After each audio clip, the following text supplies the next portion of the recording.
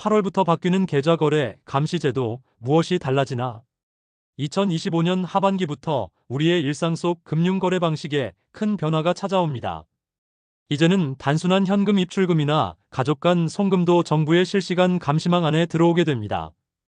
이러한 제도의 강화는 자금 세탁, 조세 포탈, 불법 자산, 은닉을 방지하기 위한 조치로 우리 모두가 반드시 알고 있어야 할 내용입니다.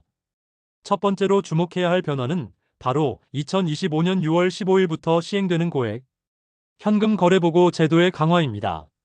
그동안은 일정 금액 이상의 현금 거래에 대해서만 보고 대상이었지만 앞으로는 은행 창구, ATM, 인터넷 뱅킹을 통한 입출금 금액이 하루 동안 합산되어 1천만 원을 넘길 경우 자동으로 금융정보분석원 FIU에 보고됩니다. 예를 들어 오전에 ATM에서 400만 원, 오후에 창구에서 600만 원을 인출했다면 총액 1천만 원으로 보고되며 이 거래는 고액 현금 거래로 분류됩니다. 이전에는 여러 번 나누어 인출하면 보고 대상에서 벗어날 수 있었지만 앞으로는 이러한 쪼개기 출금도 모두 합산되어 감시 대상이 됩니다. 이로 인해 단순히 소액만 인출한다고 안심하기 어려운 상황이 된 것입니다. 두 번째로 2025년 8월부터는 인공지능 AI를 활용한 탈세 감시 시스템이 본격적으로 도입됩니다. 이 시스템은 단순한 거래 내역뿐 아니라 거래의 패턴까지 분석합니다. 예를 들어 부모가 자녀에게 매달 200만 원씩 송금하거나 가족 간에 반복적으로 비슷한 금액을 왕복 송금하는 경우 혹은 소득 대비 과도한 소비가 지속되는 경우 AI가 이를 비정상 거래로 인식할 수 있습니다.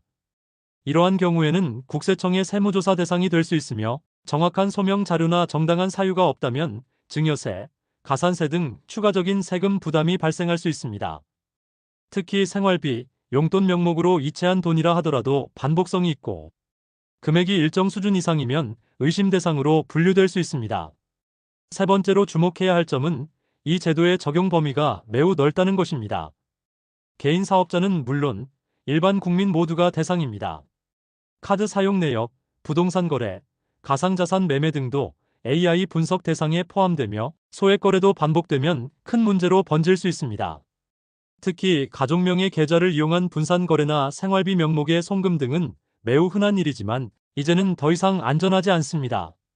이러한 제도 변화는 국제 기준에 부합하기 위한 조치이기도 합니다. 국제자금세탁방지기구 FATF는 각국의 자금 세탁 방지와 투명한 금융 거래를 권고하고 있으며 한국 역시 이에 맞춰 제도를 강화해 온 것입니다. 최근 몇 년간 급증한 탈세 및 자산 은닉 시도에 대응하기 위한 조치로 볼 수 있습니다. 그렇다면 우리는 어떻게 대비해야 할까요? 첫째, 모든 금융 거래 내역을 꼼꼼하게 기록하고 필요시 제출할 수 있는 증빙 자료를 확보해두는 것이 중요합니다. 둘째, 반복적인 가족 간 송금이나 현금 인출은 되도록 줄이고 정기적인 계약서나 지출 명세서를 준비해 법적 근거를 마련하는 것이 좋습니다. 셋째, 거래 목적을 명확히 하고 자산 이동 시에는 전문가와 상담해 세무 리스크를 줄이는 것이 현명합니다. 결론적으로 앞으로는 우리가 일상적으로 해오던 금융활동 하나하나가 보다 정밀한 감시 대상이 됩니다. 이를 단순한 규제로만 볼 것이 아니라 우리 자산을 안전하게 지키기 위한 최소한의 장치로 인식하고 제도에 맞춰 현명하게 대처하는 것이 무엇보다 중요합니다. 정부의 감시가 강화된 만큼 우리는 더 투명하고 책임감 있는 금융 생활을 해야 할 시점에 놓여 있습니다. 이제는 무심코 했던 거래 하나로 세무조사를 받을 수도 있는 시대입니다.